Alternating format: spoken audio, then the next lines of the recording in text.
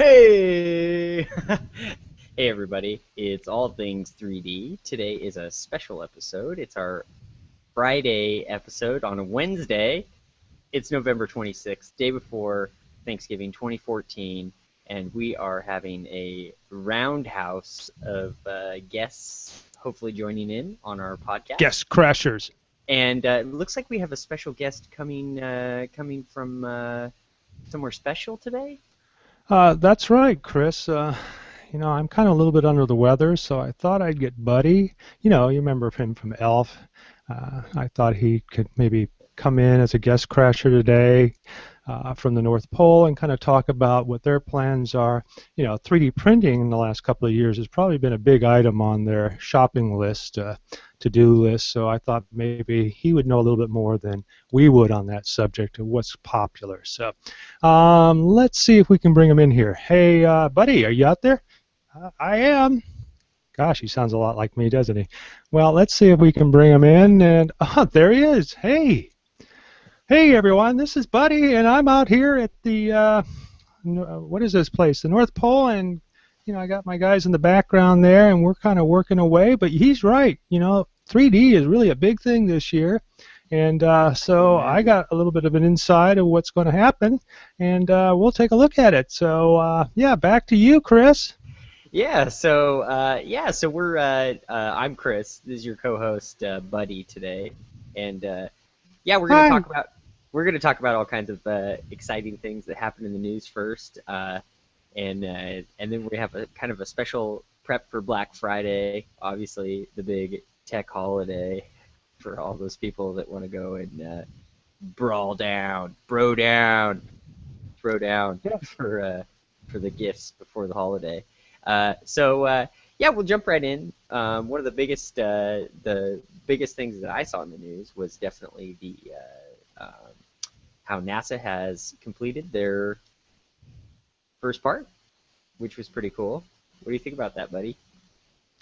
Yeah, I know a little bit about that. I actually work with NASA, with Santa heading up on that, what is that thing that he runs around with? I don't know, some type of carriage with reindeers or something on the front of it. He does sometimes reach the stratosphere, and he's got to get clearance sometimes across different areas. And so, yeah, he's had his run-ins. Well, I can't say run-in. He works with them. So, when they talked about these people free-falling from that, those high heights, Santa's had them beat for some time now. Just wanted to let you know that. And he can't quite make it out to the International Space Station, so sadly those astronauts out there aren't going to get anything this year. But when they get back, their presents will be waiting for them. Okay, back to you, Chris. Maybe they can print their own gifts this year. Oh, that's right. Yeah. Give them something funny. Only at $30,000 per kilogram of filament to deliver it to them. It'll be an expensive Christmas gift, but I think they deserve it. They're astronauts. So yeah, it looks like their first part was let's see. Barry holds up the first object. There it is. Here's a picture of it. Print tray. That's not really a functional part. I heard they actually printed some sort of real part. Yeah, I think it's like they put it on the front of something, but the fact is that they do have a functional part, and it looks pretty good. I think that's kind of cool. Awesome. So they're printing. So the astronauts are printing on the space station. I repeat, they are printing on the space station. Awesome. This is Houston Control. We see that your nozzle is clear. Yep. So I'll run right into the next item, and it appears. I lost my voice there. Hang on there. This is like Fredini. Yes, it is. Yeah. Hey, have you aboard? We're going to finish up some of our news items here, and then we'll be right back with you. But we've got Buddy from the North Pole. Sorry, I can't stay in character. He's coming in to join us to tell us where to go brawl, to throw down for the Black Friday specials. Okay, so maybe you're aware of this, but Staples is now selling exclusively the MakerBot 3D printers and 3D scanners. And in the term scanners, I didn't know that in plural that they had more than one scanner. Looking through the article, I think it's just their standard MakerBot digitizer, unless they're announcing something new, but we don't know. And then, if you notice in the outline there is some late breaking news that they've also, and I don't know if you've got one out in your area, Fredini, they're now selling them as exclusively at Fry's Electronics. So, hey, if you need to get a MakerBot printer, you can go to Staples and to Fry's Electronics over the holidays. But just thought that would be an interesting thing, considering it is going to be Black Friday soon. Now, I didn't see that they're going to be running any type of special Black Friday or even White Monday type discounts or anything, but if you are in the area that has a Fry's Electronics, they always seem to run something. But so we shall see. Plus, I don't know, maybe one of our guests, I haven't been to a Fry's in a long time. They normally have carried a lot of computer parts. Maybe they're starting to carry 3D printer parts, Arduinos and that stuff. So maybe one of you guys who are up in the Bay Area or one of the areas nearby can chime in later on that subject. So yeah, that's the X item. So what's the last item before we head into looking at Make Magazine's list of printers? Yeah, so our next item here is comes from Afinia 3D or Afinia.com. They are a maker of 3D printers up in the Bay Area, I believe.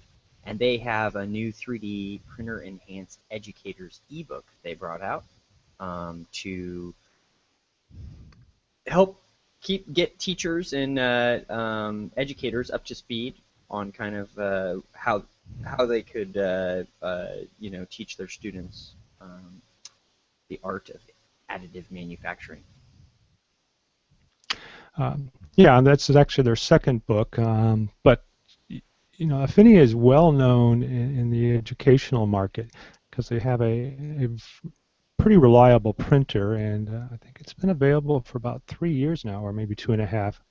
I do know that early 2013 that it was available, and it's been a reliable and a good printer, and for some reason it's really caught on in the educational market. So it's interesting that they're actually bringing a little ebook with case studies of being used in an educational system. So if you're an educator or you know somebody who's trying to get one of these into a library or something like that, don't hesitate to go out and get it because it's free. So, well, that's about our news items today. So I think it's about time to kind of bring in our guest, and we've got a few of them. Hopefully we're not exceeding our limit with Google here. I think you can have up to 8. It looked like 10 to 12 people had signed up, so maybe we'll see. Maybe if I get some emails later on, we can throw some other people in later on. But right now, I'd like all of you to unmute and kind of show yourselves, but it looks like we've got the great Fredini. I've seen that John has just come in. We have a new guest that we had actually talked to the other day, and that is Andy, who's out at Rice University, who I just found out, dummy me, I guess I wasn't paying attention yesterday, that he wrote one of the articles for Make Magazine on one of the printers. And so I thought maybe he can not only talk about that, but pitch in on some of the other items as we go through them. And then, Dustin, are you still out there? Or are you just a gearhead today? Just kidding. So again, all of you can go ahead and chime in, and I thought maybe we could go ahead and move right into the printers. Tell us about your own experiences. And I'll probably start, and I've got here we go, I'll go ahead and bring it up. And I'm going to borrow from the Make PDF. So if you see it behind me, thank you, Make. And if you're not aware, Make Magazine makes a great monthly periodical that you can go to, and I keep on you. So there we go. There's a monthly periodical that they put out in the Make community, and it's not just the Make community, but pretty much how-to projects that you build yourself, and obviously the 3D printer movement has played a big part in that. And one of the things that they've done annually, I think at least the last 3 years, is put together a series of reviews with some pretty critical prints and to evaluate a number of things. And I don't know if you can see it, if it's large enough there, but each of these reviews, they put a series of tests that they go through and the pros and cons for each printer. And then obviously they select one of those printers that they feel kind of did the best prints, overall capability, and so forth. Sadly, and I do have some tears on this, I sold mine yesterday. I just felt like I was more in the 1.75 millimeter, and this was my only 3 millimeter, and I had to make a choice, and regretfully it's not out of my hands, but there's a lucky person down in Florida who already owns one other and is replacing his Replicator 2Xs with these, so that should tell you something. And one of the reasons I think he's going that direction, and even though they don't state it here, is that this thing has been made from day one to support 2 nozzles and 2 extruders. So you can literally make a dual hot end capability with 2 filaments. They're still working on it, and they're not going to release it until they feel that it's worth putting through. So it is an excellent printer, excellent finish. I mean, I just like to look at it. Turn it on. It's got a nice white glow. If you remember the scenes in The Matrix or even Space Odyssey 2001, you know, this thing just kind of, it like belongs there. In fact, I may just do a composition of a shot in the last part where the old guy's in the bed and you have the monolith, and maybe put the Ultimaker 2 on a shelf next to the monolith or something. I don't know. But it seems like it would fit perfectly there. It's very clean design, and it's well built. Sadly, I got one of the first ones, so hopefully this is not an issue in the future, but some of the screws that hold the fans in vibrated out, and if you remember, I have had a large skull on the one that I have still is one that shifted it. Luckily, it didn't completely ruin it, but so I think I suggested them use some Loctite, and that's what I've used, and I haven't had any problems with it. Also, the adhesive for the LEDs kind of, what would you call it, deteriorated, and they fell into the gantry and ruined one of my prints about 8 hours in. But I think they've secured it now with some actual screws. So, you know, I was one of the first, and like many things, you do have some issues with it. But I do know they've refined things. They've now gone to a PTFE collet, which was clogging with the previous material. So they have made some refinements to it. So I agree. It is an excellent printer, excellent build. It is on the pricey side, but well worth it if you want something to work with you on the whole thing. So I see that John Ohley is here as well, and he's messaging us right now. So hi, John. Again, you can unmute yourselves. We don't seem to be having some bandwidth issues right now, so you're welcome to chime in on any of these printers that we're going to talk about. So please, you know, and you can make lots of noise if you want attention. I don't mind that either. But hi, John. Hey, how you doing? Okay. So anybody else had any experience with the Ultimaker 2? Yeah, we own one in the lab as well, and like the only issue we've had so far is what you mentioned with the PTFE insulator, and they've since addressed that with the new version of the glass-filled insulators. Other than that, it really is just one of the better 3D printers you can buy on the market right now. Okay, so I did have that wrong. They did replace the PTFE with a glass fill. And again, they sent me one free of charge all the way from the Netherlands. So they're really good and very quick on making sure that if you've got any issues that they rectify it. So, again, and I guess it's also something to mention that they also have a U.S. presence now for support and technical support. Yeah, I didn't really take that into consideration when I sold mine. One, they dropped the price from when I originally bought it at $3,000 to now $2,500. And then because they have a U.S. distributor, they can get away with $50 of shipping, so which is a good deal. The only caveat is that it's 4 to 6 weeks. So if you need one now, sadly, I've already sold mine, so you can't get it from me. But like I said, this guy in Florida bought it. He's already got one. Going to replace his other 2Xs because I won't get into it right now, but 2Xs weren't the best fit. There was a reason why it was X for experimental. Okay, well, let's move on to the next one, which I have no experience in. So maybe somebody, well, we'll go right into the TAZ. I've got the PRINTRBOT Simple Metal, but we'll go into TAZ 4 because we do have somebody, my co-host Chris, who just received one, the last couple of weeks. There he is, panning to it. And all he printing can like talk mad on about, this thing. I can't get him to shut up. I said, we got a show to do. No, all he wants to talk. In fact, he has that thing printing in the background, making its little noise, because I think he's trying to jab at me, saying, ha, ha, ha, look at my great printer. No, it's another one that did really good in the reviews. And again, it's probably too small for you to actually see on your screens. Here we go. Let me bring it up. I apologize for my lagging here, but so there it is. And as you can see, it's a very nice printer, well built. And I'm going to let Chris take over now. I'm going to leave this up, Chris, and then you can just talk over me, unless you want to pan your camera. Yeah. So the TAZ 4, I added it to my lineup about 2 weeks ago, and I've been printing pretty much nonstop on it. It's my 4th printer, and it is excellent. I mean, just straight out of the box, popped it on my desk. One upgrade that I did do, they typically in the instruction manual, they kind of run you through pronter face, slicer, kind of the old school way of slicing files and running G-code to the 3D printers. And I much prefer the new Matter Control software, as John Ohley will probably mention. He's actually one of the ones that turned me on to Matter Control, and and I'm really happy you have. They've really come a long way, even in a really short time. The developers are really active on the GitHub community. Yep. So if you have any issues, you can just go right on GitHub and kind of file your issue, and the developers will get to it. Another really a big thing about Matter Control is that it's somewhat funded or supported by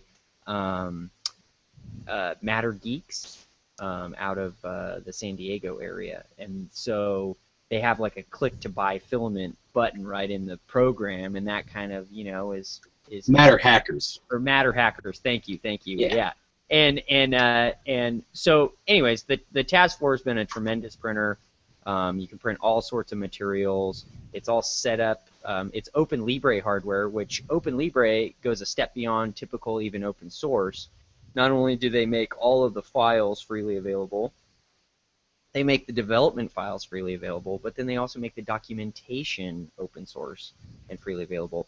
And obviously John has some experience doing that as well at SeeMeCNC, because they're great printers. I have a row stock in the background that I'm getting ready to rebuild here in a little bit. I just put so many hours on that thing, I think I just wore her out. The belts are ready to get replaced, and it's ready for some love. So so in the meantime, I have my TAZ up and running, and I can't say enough good things about it. It's also set up, they just announced and released this new dual extruder, so for $500, and it's literally one bolt. You pop out one bolt, pull your extruder out, and you put on this one here.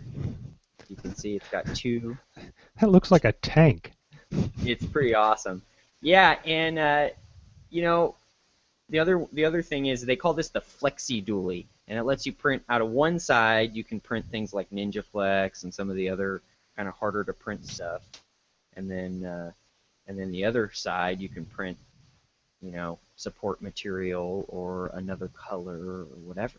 So really happy with the TAZ 4. Surprised there's not a big ribbon up there or something because I don't know that many printers that I've personally seen that straight out of the box print as well as this. And in combination with Matter Control, one of the things, and this goes for a lot of these printers that can be run by Matter Control, is Matter Control has some sweet new features built into it that allow you to automatically level your bed. Okay. Well, Chris, let's talk more about Matter Control a little bit later, because obviously you've got some expertise in it. Let's kind of move into the next one. Anyone have some experience with? I personally don't. I do know that it looks very similar to that one printer that what I was out on Kickstarter that Kind of looks like this, but the build quality was really bad. Does anybody remember that? It was like 100 or 200, claimed to be the cheapest printer. Well, literally, it was fairly cheap. So it looks very similar to design. However, this one, I'm sorry? Was it called the One Up? I think that's what it's called. Exactly. The One Up, or then the Two Up. I actually bought one, and we had it at one of our user clubs, and I had one of a guy that was working with me a little bit build it for me, and he gave a nice little description or presentation on it, and he was very frustrated. In fact, we had to actually print some of our own parts because it didn't come with everything. But that's not this printer. This one obviously looks very clean, very well finished. Its pricing is similar in pricing to the one we just talked about. But if no one actually has one, then we'll just leave it to Make Magazine. Again, they're the ones that are providing the information here. Please go out there, subscribe, and you can get this annual 3D printer, and they go through a whole series of them. We're not going to cover all of them today, but please pick one up. Okay, so moving on to the next item. I don't know why these are out of order, but let's see. I want to get to the, well, that's not fun. Well, I apologize. I thought I had numbered these. Okay, well then I won't have an image behind me. I'll just jump back to myself. But that is the Replicator 5th generation, which I don't have one personally, but I've heard that the 5th generation, when it first was released, had some problems with its hot end because, and I don't know if the whole extruder or just the hot end, because it was removable, and some people are saying there just was too much play into it. But I can see the reason for doing that. I own a Replicator too, and I frankly, a lot of people down MakerBot because they took from the rest of the open source society. But there are benefits to that when you start closing your environment because you have more control over what you're putting out. And I think that really shows in the MakerBot. I think it was one of the better finished products, which is one of the reasons that I got it, and it has been very reliable for me. I've kind of modified my 2 with a heated bed so I can do other materials, changed out the hot end and things of that nature. So there is a community that's made some changes to it, and I think they just kind of continued it. In fact, if anything, they've kind of closed it a little bit more. I like the looks at it, and again, I apologize for not having an image. If anybody wanted to go out and bring up an image of it, I'd appreciate it. And but it's a very clean design, and they have a series of them. But they've done some new features on them that I think is really cool. They provide some, I think, wireless functionality or internet capability now that you can actually see what's going on with your printer. I think you can email to yourself when your print is done or if there's a problem. It has a sensor. Thank you, Chris. It has a sensor. Oh, that's the actual 2. Do you have any of the new ones? Yeah. Okay. So go to the one in the middle there. Nope, that's the 2X. Nope, that's the big one. There you go. Okay, so this is the one that they reviewed. Obviously, it's got a clean design.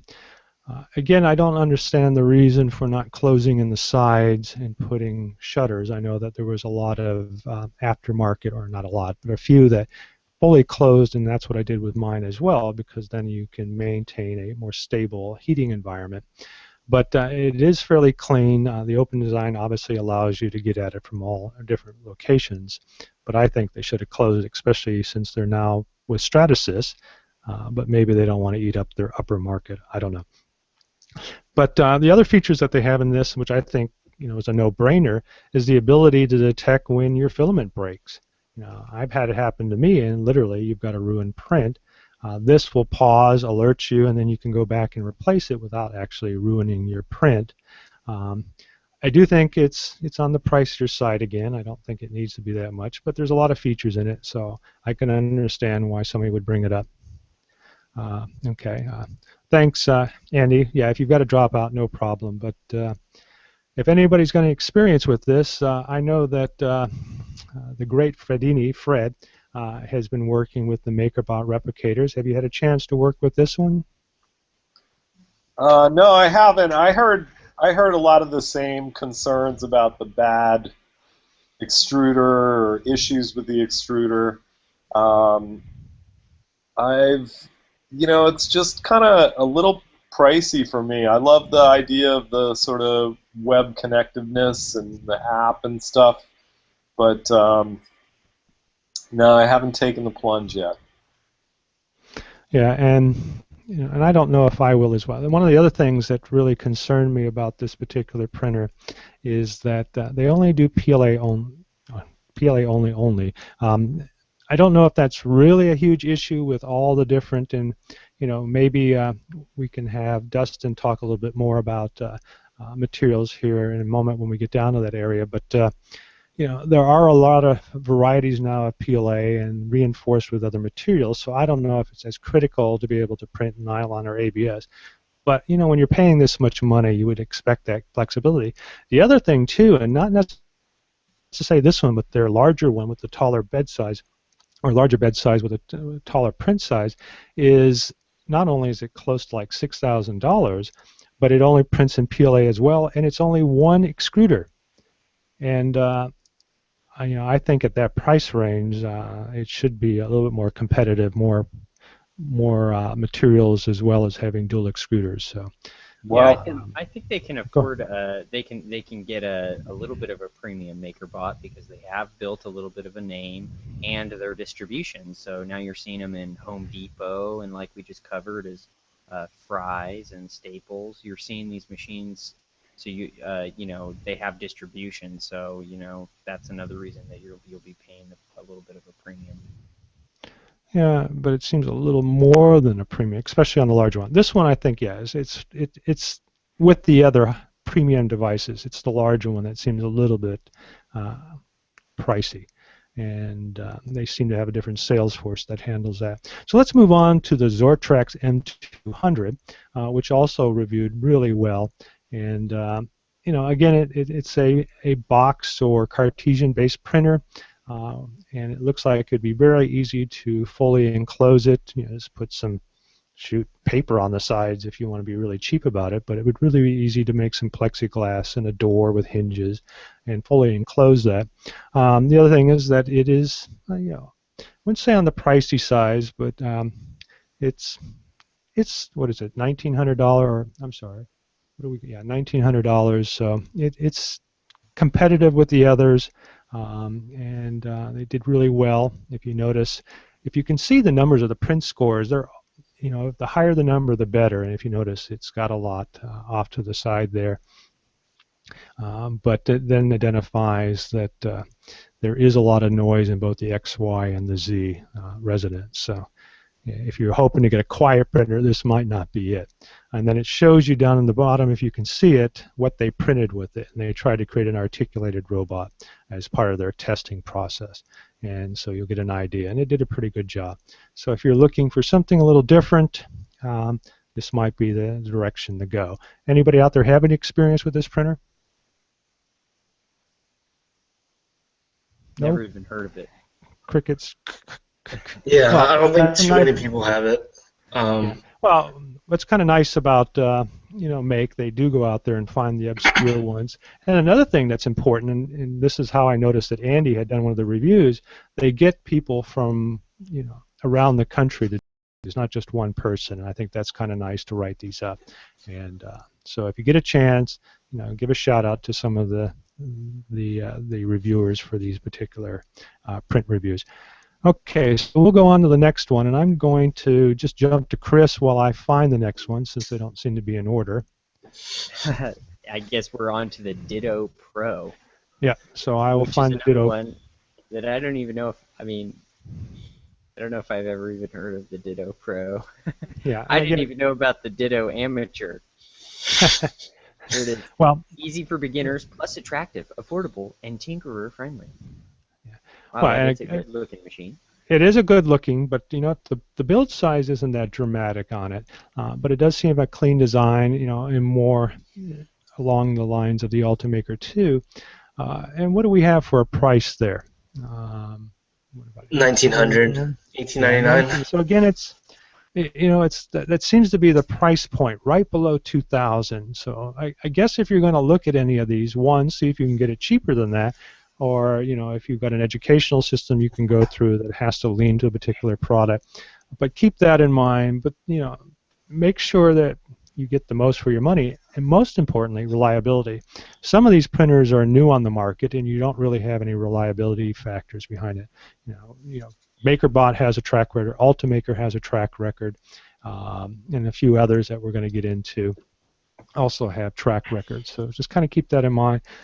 But again, I'm going to go through about the top 10 that they felt were worthy of a good review. So, and then we'll move on to Be the First, another obscure printer. I have seen it in the news. I think we may have even discussed this on one of our 3D in reviews. But essentially, it's an interesting design.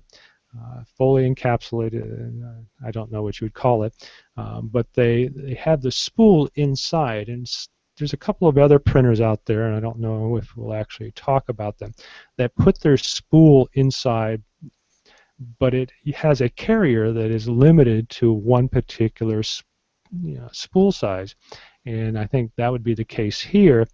And if you have something that may have a smaller diameter, it won't fit on it, and then you got to figure something else in order for it to work.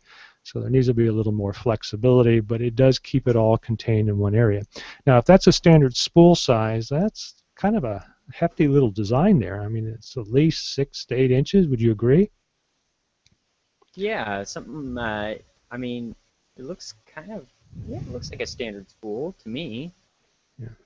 And yeah, so it's got kind of a bigger build envelope on the inside, I guess.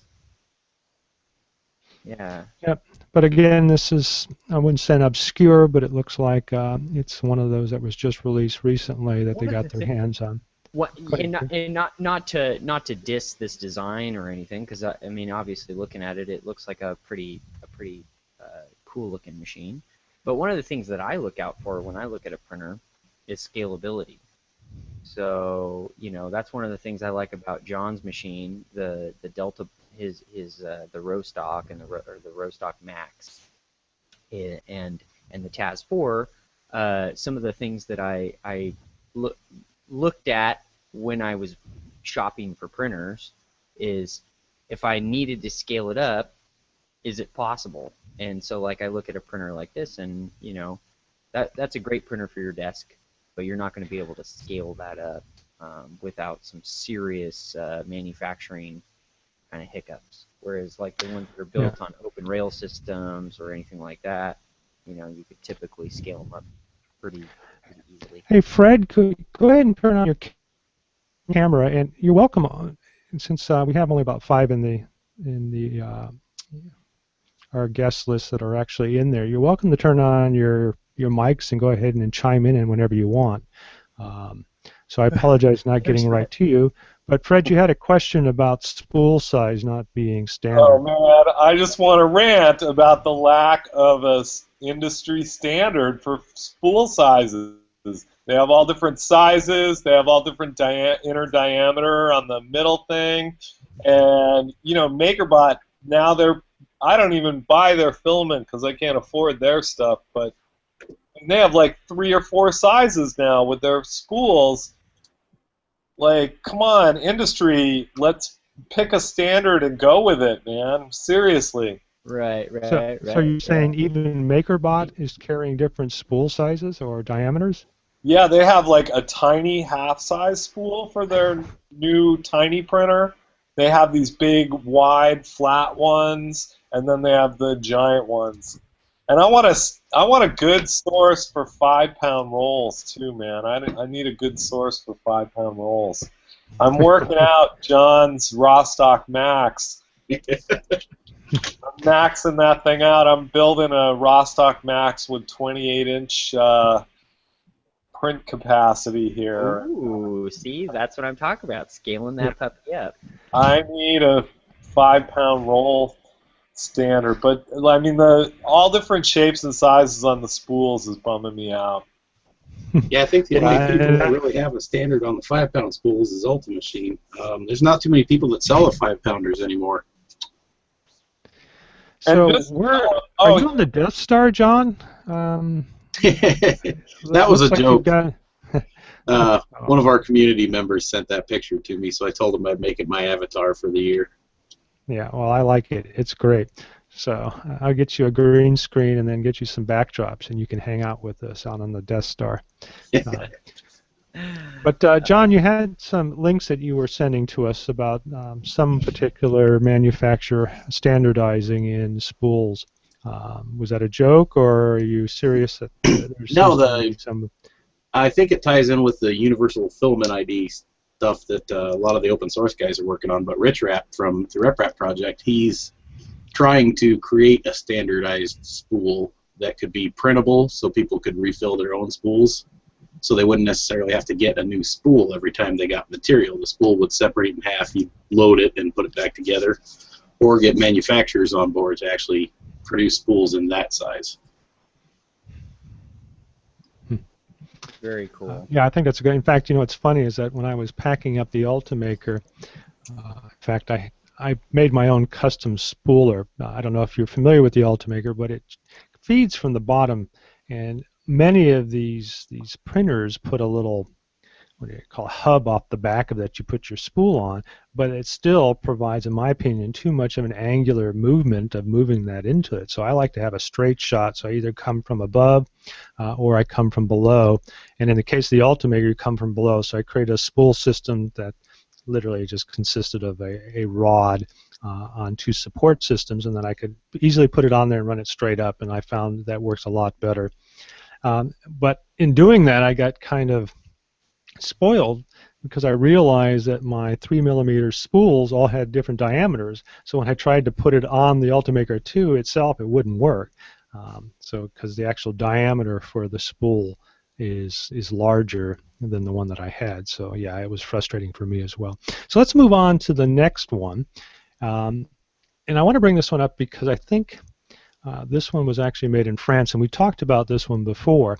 It has some unique Delta type features, and then it was reviewed, but some of the concern was again that it had a high-pitched whine, and they felt that I think, John, you may have brought this up, or someone had brought it up, that the print head portion of this is removable. It's on magnetic bearings or something like that. But the woman that reviewed this, and I've seen her before, she's a fairly accomplished artist, and she's written a few other articles for Make, and I can barely read the name there. Can anybody else read it? I've got a little screen. What's her name? Oh, Anna France. Yes. Anna Knaus. Yeah. And so obviously, John, you're aware of her as well, but she's she has written a lot for Make Magazine, is a maker herself, and she's done some great articles on candy and creating molds. So I've liked her articles. But being from France, I guess that's why they gave her this one, I'm assuming. But she complained that the head itself made a lot of noise. But she says the stability and quality was pretty good. But the price, again, is, in fact, above the $2,000 price mark. So I can't say it's pricey. It has a unique design. And while I'm on it, and I didn't put it in here because it wasn't in their top list, but your Orion, was it the Orion? Also made it for a review, and they gave it some pretty good marks as well for accuracy. They felt not bad considering it was a damaged machine that they didn't know until later on in their testing. Well, see, that's why I'm glad I had you on here, because that's one of the things I wouldn't say they complained about. They noted that it took a little bit more to get it up and running. Well, that kind of makes sense if it's broken. It would take a little bit more to get it up and running. But when they did, they said that. I'm sorry. Go ahead. Oh, go ahead. Well, once they did, the accuracy, in their opinion, seemed pretty good, and so hats off to you. Thank you. You know, both the Orion and the Rostock Max, which Chris is, in the beginning I couldn't shut him up. That's all he talked about. And then I bought a Castle Clear, which on Kickstarter, which I'll just say it was a good learning experience. Learned a lot about Delta printers from that thing. But comparing the two, you can see night and day. There were some nice features of it, but you can see how much more robustness went into the design of your printers. And Well, thank you. as I said, I am using your extruder with my Castle Clear because theirs was lacking, and it works fabulously. So. Yeah, a bunch of the guys building their own kits have actually used our Easy Extruder that we designed and open sourced. And like, the Open Beam, all of their printers are using the Easy Extruders, and quite a few of the RepRaps are too. Okay, so again, the Delta Maker looks like it got some decent numbers there. So if you're in for a Delta printer, you can look at this or the Orion that John from SeeMeCNC. While I've got you there, and I guess I'll just finish up. We got two more, and then let's see.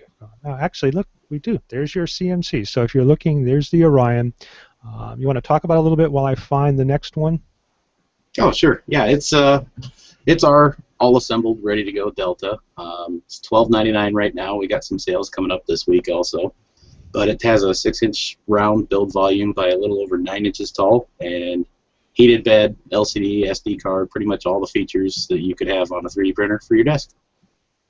Wow. Great. Well, thanks. And so, yeah, take advantage of that. One thing is that most of these are list prices, and I'm assuming that you might find most of these on sale. As John just mentioned, his is on sale. So if you're looking at a great Delta printer, and pretty much I'm thinking one of the first, so they've got, what, 2 to 3 years experience with this particular Delta design? Yeah, we were the first to build kits or offer kits for the Deltas for sale, our original Rostock Max. And then the Orion was the first all-assembled Delta. So yeah, we've kind of hung our hat on the Delta-style machines. Okay. That's true. So how many years do you have altogether? Altogether, we're going on 4 years. Okay, so you've got some experience, and that's a lot of experience in the 3D or the consumer or prosumer market. So yeah. If you're seriously thinking about them, you can't go wrong with SeeMeCNC. All right, so on to Afinia. Second Sorry, that. go ahead. I just wanted to second that. John, I got to visit SeeMeCNC last month out in Indiana, and I've really been working out my Rostock Max this year and love it. It's an awesome machine. It is, Well, and people love to watch them too because it's the Delta printer.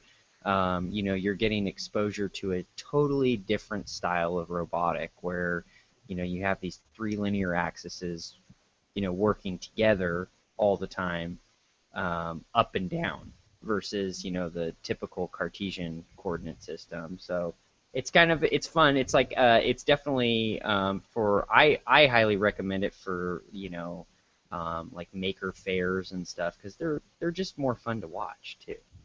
Yeah, and that's what we did. Remember, we had the dueling Deltas. So my Castle Clear and his Rostock Max just it looks kind of neat. In fact, I was hoping that we could kind of print at the same time unique things so it looks like they're doing some type of dance number, but I guess it kind of looked like that anyways. They were right next to one another. So on to the Afinia that we've already talked about with that free ebook. This has been around for some time, and again, it's, as they say, excellent out-of-the-box experience, great for educators, and the reason for it is it's very, can we say, easy to use. It's not that customizable. The bed size is limited, but the accuracy has been one of its fortes, and many people who own them really seem to think that. I don't personally own one, but I do know somebody who does, and they pretty much sold all their other printers just to stick with this one here. And you can get, from what I understand, down to 25 microns, if you slow it down, and there's very few printers that can print at 25 microns. I'm sorry. Yeah, it is 25 microns, and I haven't personally seen it, but some people have claimed that they can get it down to that. And then we got one more, and that is the Ultimaker Original. It's kind of funny. I guess they're just kind of giving it a credit, but let's see. Oh, I had it there in a minute. Okay. This kind of, what is this, the retro?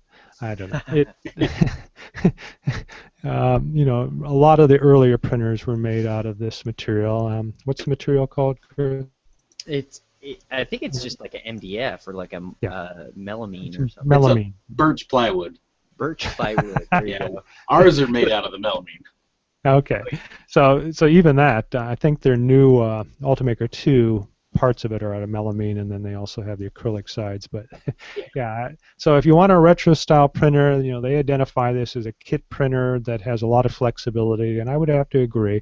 But pretty much, if you want something that's not an experimenter's type printer, I'd probably shy away from this. But if you want something that's fairly decent, this for many years, not many, but I think for a year and a half, had claimed the best accuracy at that time. So I'm kind of a little surprised to see it here still. I guess it's still there. In fact, we did a news item like 2-3 months ago where they took a bunch of these, turned them upside down, and were printing a dinosaur for some funding thing. They had like 8 of these in a row, and they were all extruding, which I thought was pretty neat.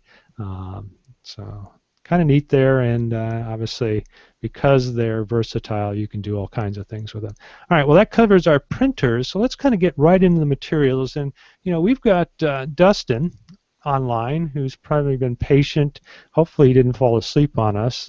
He's got his mic off. Hello, Dustin, are you there? Hello, Dustin. Can somebody message Dustin, make sure that... oh, there he is. Hello, are you there? There he is. Hi, glad you could come on, and you didn't have to completely stay quiet there. We thought you had fallen asleep on us, but we're into the 3D materials now, and we know that you've created some excellent materials, and you've got some new ones you want to talk about. So why don't you go ahead and take the floor and kind of talk about that, and see if you got any specials that we need to be considerate of. We have no audio. Do you know sign language? We cannot hear you.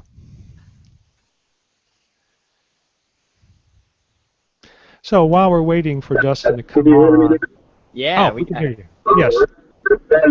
Okay, great. So I guess for specials, we got a new Make magazine, and we're giving folks 20% off of that coupon. Oh, great. But there's a coupon code on there in the back of Make. It's a cool little ad, full of pasta. It's interesting, so have a look at that. Okay. That's for all our existing products that we've got on our website. And as far as new products, we're releasing today a stainless steel filled PLA and an iron filled PLA. So the stainless prints really nicely and can polish up to a real metallic sheen.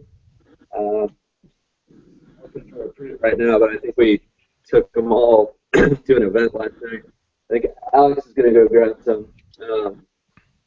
And the iron's pretty cool because magnets stick to it. Proto Paradigm just released sort of the same thing. What is it, 3 days ago now? So there's a couple of magnetic materials out there now.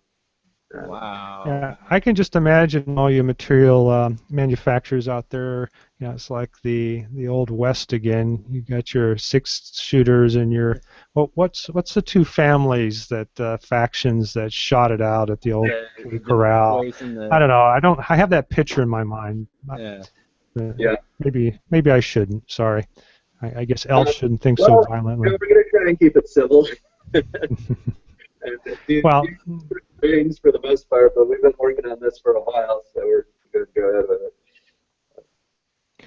Well, thank you, Dustin. Yeah. Okay, so let's kind of go around and give us that website one more time. Yeah, if you want to just send me the link, and then I'll make sure it gets in the show notes. Okay. And you had a special coupon code for us too, as well. Yeah, the coupon code, you can find it in our ad in the back of the Make magazine.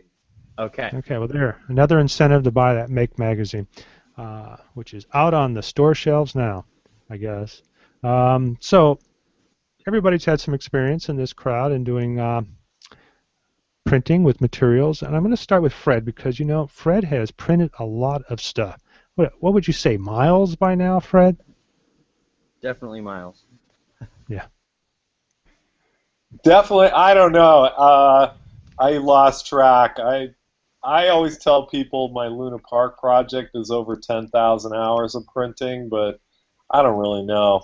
I just keep pumping filament through these things. I had the printer I have from John Ohley. I know I'm just about to hit 11,000. What is that? Meters? No, Yeah, what? so about 65 miles on it. And that's in a month. That's in 2 months. Wow. Wow. Well, I know that you've got some great stuff, and I went out to your website last night, and you've got, gosh, I'd say 5 times more figures than you did when I first saw you, and the quality just keeps getting better, which is a little ironic because I wanted to talk about it in the scanning portion. There's a lot of companies. Artec is coming out with something. Let's see, who's the other company? Doob, which for some Yep. reason doesn't want to interview with us. They're coming out with a scanning station. And then I think even I saw a little note that 3D Systems now has a scanning booth. So you've got all these companies who are, I wouldn't say competing. All I want to say is that I think you were the first to do this with your Scan-A-Rama, and I think they're playing catch up. Agreed, the Doob system looks pretty attractive, 1/100th a second, high detail color meshes. That's impressive, but what they don't tell you is they have some proprietary software, and it does take some time to get that. So it's not like it's an instant push. The Artec system is kind of promoting the fact that you don't need it. But in either of these cases, you're looking at over $100,000. I was gonna say, I think Artec is 180. So that's, and definitely the Doob system is using photogrammetry. I mean, the advantage with my low tech, low cost solution is it's under $1,000. Maybe $2,000 if you include like a computer. I don't know, maybe $2 to $3,000 if you include the computer and the sensor. But it's a little more manual work. I don't have a automated production line yet, but I think we're able to get really good results fast. So Yeah, and I totally agree. And I've as we talked a long time ago, one of the reasons I had you on, and again, gosh, it's been almost a year, more than a year now, is because I've done something similar. And as you know, we've kind of talked before, I've designed a lens system for the new structure sensor that improves its mesh detail, and we still need to get together to talk about that. But yeah, I really appreciate what you've done, and I think some of these are just playing catch up now. And as you mentioned, they're way too expensive for most people to afford. And I was trying to do a pricing model of how they can afford to make these fairly inexpensive, and they either have to push this out for many years, which doesn't make a lot of sense, or just charge a lot. And that's what seems to be very vague. How much does your final print cost? And so if I came out there to you, what would you charge me for a full figure? I do $60 as a single person full figure and $100 for a group portrait. And what's the size of that? They're 1/13 scale, so basically, around 6 inches tall. Yeah, 6 inches tall. That's very reasonable. And are you doing color yet, or do you have the capability? I noticed that some of them seem to be in color. I print in, it's all, you get your choice, but it's all a single color prints. I'm not doing the powder prints yet. I am scanning in color at this point. Okay, so you have the ability. Yeah, I think right now I'm just sort of future-proofing in terms of scanning with the color. I've been playing around with Connect 2, which has a better camera, so the quality of the color is going to be better. I don't think the software is really there yet for Connect 2, so I'm not using it yet. Okay. Yeah, and I've heard some stories, but we can talk about that later. We're going to talk about scanners. So let's kind of go into, there's a ton of materials out there, and I know that many of them, we just heard from Dustin that they're going to be running a 20% off if you take that coupon in the back of Make Magazine, but I'm assuming there will be others that will allow that as well. Interesting. John's mentioning the Iris is a $600 printer that runs on Windows 8.1. So let's go back into, if you're into SLA, and both Chris and I are, and I'm surprised that Make didn't do a review for the little SLA. I'm surprised with that. We both have little SLAs. I also have a Form 1. Kind of sad that Andy had to leave. He actually did a review for Make Magazine for, let's see if I've got it here, 3D Systems. Well, There Mike. it is, the ProJet.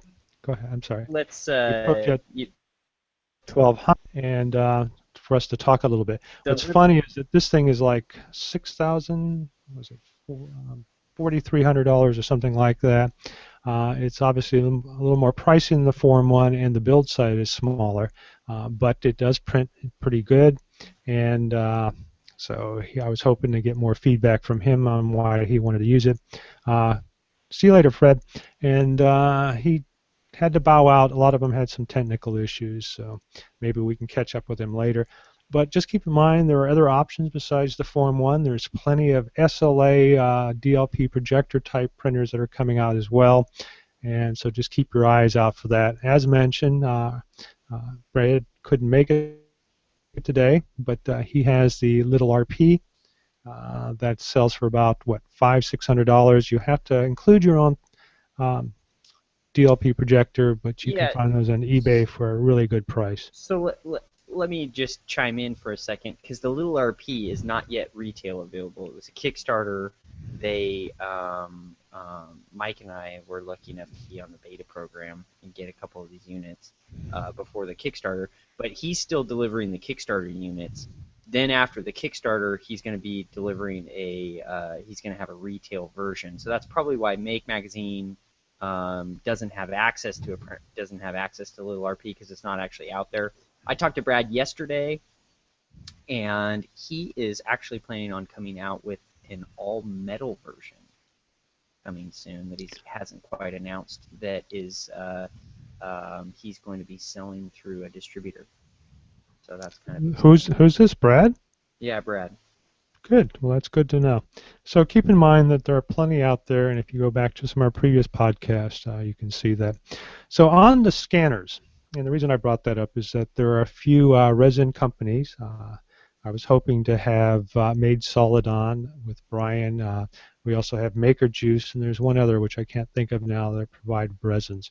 So there are selections in many of these markets, including also Formlabs with their resins, and they've got some new ones out. They have an elastic resin now, as well as a what they call a casting resin, which allows you to burn it out clean if you're into doing lost wax casting type techniques and so forth. So there's lots of options out there in the resin market, so just keep your eyes out. No one's provided us any sales, but I wouldn't be surprised if you do find something. So on the scanners, and I'm going to really run through this quickly because we're running out of time. We've got several out there. We got the MakerBot digitizer, which sadly I think was kind of laughed at when it first came out. It was extremely high priced, and then the quality wasn't very good. And what we have found is that style of dual lasers or single lasers with basically a webcam doesn't necessarily provide the quality, and they do take a long time to scan. So even though it's there, I think it's like $900. I would probably shy away from that one. Then you've got the Matter and Form, which I have as well. This is the one from Canada, who they were a Kickstarter. They finally started releasing these. It's very reasonable. It's very compact and portable. And again, it works on the same technology, but it's a little fast. Then you've got the Rubicon Technologies. I really had high hopes for this when he originally marketed it. It was like a $200 tabletop scanner, but he wanted to go all out with it, and he's really had some problems getting his board to work. He's kind of frustrated the market. He was supposed to have this done in 1 month, and now it's almost a year, and he's only put out 20 of them, and so he's kind of frustrated the market. And he jumped around from Indiegogo to Kickstarter and then private, so he's got a lot of people out there wanting this thing, paid their money, and still hasn't seen anything in a year. So I'm a little sad. He kind of overpromised. I think he'll eventually get it right, but it may be too late at that point. We've got the next engine, which is what I've got. It's been around for a while. It's trusty. It's expensive, but it works well. And I find that it works fairly quickly. If you want to do tabletop scanning, I don't think there's a better buy out there. Then you've got the Cubify Sense, which if, Fred, if you're still out there, I know that you were talking about working with this. I don't know if you actually have worked with it outside the Connect that you're working with. You did mention you're going to be using the Connect 2. If you're still there, if you want to chime in, from what I heard, it's basically the same thing as an ASUS Action or a PrimeSense sensor put into an enclosure with a handle, and I guess it gives you about the same results. Fred, are you there? Yeah, sorry. What was the product? It's the Cubify Sense. Oh yeah, I use this a lot for like busts. I lose tracking when I try to do full body stuff with their software, but I get nice resolution to do like, you know, close-ups on people's faces and busts, and it's really I would like to do a UX pass on their software, but I think in general it's great and it's easy to use. Okay, so even though it's based on the PrimeSense technology, they've kind of limited it to just using their software. They don't have part of the open source PrimeSense driver capability, or the what's it called, the OpenNI. Yeah, they the software under the hood is some GeoMagic stuff that really does a nice job of filling holes and extrapolating the curves of the surface. You know, sometimes I will just do their auto heal and close holes. I know that that does kind of decimate a little. So if you don't close the holes, you have a little better mesh integrity in terms of the actual details. But a lot of times for doing quick busts and stuff, it's really it's a good product. I like it. Okay, well that's good to know, and obviously it's been out for a little while now, and you can probably find a sale on it or find one on eBay. It does look pretty nice, and as mentioned, Fred, I've had somebody want me to design a lens system for the ASUS Action, and I know the sensor parameters are very similar, so maybe we can talk and I can develop one for yours. I do know that 3D System is working on creating software to use with my my lens system for their Cubify iSense, which was going to be the next item.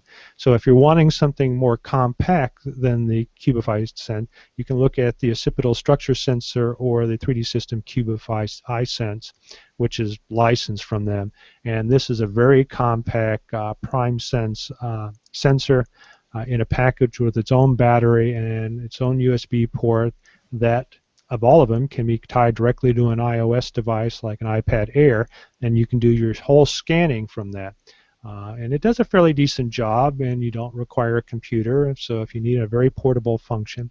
The nice thing about the structure sensor, and the iSense works with it as well, is that you can tie it with Connect. I don't think you use Connect, Fred, but I use it, and it's really come along, and they really take advantage of the CUDA cores in an NVIDIA card, and you can keep about 30 frames per second.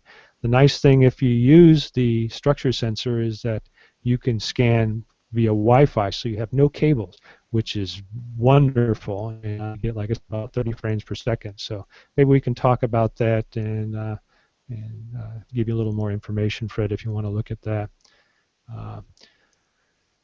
So on that point, let's get into a couple more. These are pretty much hardware designs, but if you remember, Autodesk has a 3D software package called 3D Catch, so if you're into photogrammetry, you want to take a lot of images, it can be hard to work with, but you can get some fairly decent color texture models by using Autodesk 3D Catch. It's free, you can play with it, it literally uploads a lot of the stuff into the cloud and computes it that way. Or a product that a lot of these booths, and we had somebody who we interviewed who's coming out with their own booth sensor, are using Agasoft's PhotoScan. Very reasonably priced for their intermediate product. They do have a pro version, which is a little pricey. But if you're into photogrammetry and want to try it out, I would highly recommend it. It's like a 30 or 60-day trial period, and I would go into that. A lot of people rave about the Agasoft, which is, I think, a Russian company, so it's interesting. And then if you do get a structure sensor, don't forget about ITSY's 3D, which I didn't mention here, another great product to look into. And then hopefully the Fuel 3D will come out sometime this year, which is a very nice, high-resolution, low-cost, $1,000 scanner. We had actually Stephen Crossland from Fuel 3D come in and give us a test of it. And it looks very promising. Kind of is what motivated me to come out with my lens system because I loved the quality. So hopefully they've made some improvements. Supposedly they've just got their beta versions out. So on to our software. Very quickly, I'm going to run through this. Many of these things we've already discussed. I'll put it in the show notes. But if you're getting into this, please try out the Autodesk 123D tools. They pretty much have a tool for everything, from solid modeling into mesh modeling, into capturing systems, into PC board design, circuit design. The 123D series is pretty much the place to go if you're starting out, or even if you're a little seasoned. I kind of use them like sketch tools. And then once you grow out of that, obviously there's a ton of items out there. I'll run them real quick. Pixelogic Sculptures and ZBrush. Adobe Photoshop has a lot of 3D tools. Rhino, Blender, Modo, Mudbox, SolidWorks, Inventor, Fusion 360, which we had on last week. NetFab, which I left it that way, is the anchor of all of it. If you're into mesh design or doing anything, pick up the free version of NetFab. There's some auto tools in there. It looks and evaluates your STA file and makes it print ready. And then they have a private version for $200, which is basically the pro version, but not for professional use or commercial use. Pick that up because that will allow you to make sure that your STLs are robust. There's a lot of features in there, and I have to say it's my go-to tool. It's really, some things that didn't print correctly, I could go in the NetFab and say, wow, now I know why it didn't. The surfaces weren't wrapped properly, there was manifold issues. This thing will tell you everything, and it's got like a big red marker yield sign there that says, hey, there's a problem. So you'll know right away if you got a problem, and you can correct it through their auto tools, or once you get used to it, which I've gotten, you can pick out certain scripts and just use those individually. So great tool, pick it up, it's free, or spend $200 and get the full version. So on to another item is VR, and we talk about VR a lot over the last year. Oculus Rift DK1 we talked about, the DK2 we talked about. Hey, if you've got $300, buy one. You won't be, what's the word, unpleasant? No, unhappy with it. Right. It's a great spend of money. Obviously, if you want to hold off, supposedly there's another version coming out sometime next year, but who knows? And then you've got the Google Cardboard. If you just want to play around with, VR, and you've got $20, buy the Google Cardboard or one of the other companies who've come out with it. It's literally just cardboard that you put your Android device in front of, and there's now an SD case, and there's some tools. We talked about the Paul McCartney and the Wings Live and Let Die song that was done with a full panoramic 360 sphere, a camera system that you can literally turn around and the sound follows you. It's kind of a cool demo. So if you've got an Android device, don't worry about it. Hey, how about you iOS devices? Yep, there's a product out there called Air VR that just finished up their Kickstarter, was successful. They're going into production soon with an injected molded case that you can put your iPad mini in or your iPhone 6, and they're coming out with an SDK, so look for VR on an iOS device soon. And then you've got the devices to capture movement. Leap Motion has really worked heavily, and obviously the Connect 2. Plus, there's another product out there, and I can't think of the name. The STEM system, which still hasn't delivered on their Kickstarter, and I'm waiting anxiously. But supposedly in December that'll come out. That you wear these sensors on your body, and it will tell you where you're at in 3D space. So that's pretty cool. So if you want to immerse yourself in VR, this is the year to do it, as well as 2015. So finally, we kind of whittled down to a few guests, but Fred, if you're still out there, and Dustin, if you got a tip for our guest out there before we close off, let us know. Fred? Well, it's always nice to be here. I had a little shopping list I was putting together of what I wanted for Christmas. Okay, let's hear it. So I was going to give that to you. Number one, I want to buy Simplify 3D. A friend of mine sliced up some files for the Rostock Max with it, and I'm just really loving the control that it has, and think it would be good to support those guys. So that really looks like a great slicer product. I know, there's so many open source options, but I like that. Yeah, and I have it as well. It's not that difficult. Was it like $130 if I remember correctly? It's not that expensive. You are supporting them, and they do update it. Their latest update adds some new features. The other cool thing is that it's also a print controller, so you have everything in one package. And it's got some calibration routines. I use it with my MakerGear M2 as well as the Cura slicer, so totally agree with you. Good choice. I found one thing sadly lacking in it, which is it doesn't appear that you can resize the file. You can't scale the file in the software. You mean scale the size? Scale the size, yeah. Yeah, I can. I'll show you how. Oh, yeah. All right. Well, I looked at it and I couldn't figure that one thing out. I think right mouse click on the object and it'll come up with a scale window. All right. So I want to get a stupid 3D doodler. I figure that there's going to be so many of them that are used Christmas afternoon and then go in a drawer forever. And I want one to do repairs on prints if I have little holes and gaps or something. So Fred, we must think alike. That's what I was thinking as well. That would be perfect for that. Not necessarily to do anything sculpture-wise, but as like a soldering tool or hot glue. Yeah. So I'm going to be looking on eBay in January when they're all sitting in the drawer and people are maybe in the spring when they're cleaning house. But I want one of those. Well, who knows? It might be a stocking stuffer, and for new, you might be able to pick one up for $50 or less. Exactly. Yeah, I want one of those too. So good choices. So Dustin, if you're still out there, do you have a tip for our audience before we conclude for the day? Just thanks for having us on here. It's always fun to connect with the community and talk with people, see what's going on. No specific tips. Just keep printing really interesting things, and it's always fun to see what folks come up with. Their creativity always surprises us. They can think of better things to do with our materials than we can. It's fun to see what everybody's doing. So it's just great having you in the holiday season. And so Dustin, where are you at again? You're up in, if I remember, the Portland area. Is that correct? Yeah, the shop here is in Washington State, in Vancouver, Washington. Just okay, that's right. So our whole team actually lives in Portland. So well, I may be paying a visit up there next year, so I'll come see you. Oh yeah, we'd love to have you by and see, show you what we're doing here. Okay.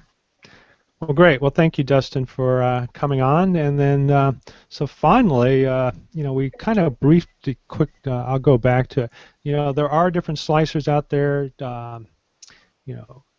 Chris talked about matter control. We just talked about Simplify 3D. Another great one is Cura. I work with that all the time. Obviously, if you're a MakerBot user, you have the one that comes with it, which I find to work okay. I wish they had more finer control with it, which they don't. And then we've got these new devices that allow you to work over the web. Print-to-Peer. I forgot that I was a Kickstarter backer for AstroPrint, so I'm going to be testing that out in the next weeks. It's very similar to Print-to-Peer, which we talked about. We've got the fundamental slicer if you're into that. And don't forget, if you're an SLA user, there's Creation Workstop. Stephen couldn't make it today, Stephen Hernandez, but he's got a nifty program that just keeps getting better every day. So keep those all in mind, and I think that's about it. So, Chris, sign us off, please. Well, thank you so much to our guest today for joining us on All Things 3D. We definitely always benefit from learning from you guys, and hope that we inspired some Christmas list items for some of our listeners and maybe even some of our guests. I know I have a few things I'm adding to my list today now. And So what is it, Chris? What are you getting? I'm definitely you got a present already, right? I got some Christmas of already this, came early for you. Yeah, but I want some of that stainless PLA now. Ah, well, maybe we can talk to Destin, get us a spool. Yeah. So on that note, I guess I'm going to sign off. And Buddy, you want to say a few last words? Oh, sorry about that. Well, I just want to tell everybody thanks for having me on. It's been nice up here talking with you guys. And you're right, I'm kind of keeping a list and make sure that we get some of these items in our basket because I know the kids are going to want it. So that's me up here, Buddy. Bye. All right, take care. Happy Thanksgiving, everybody. Bye.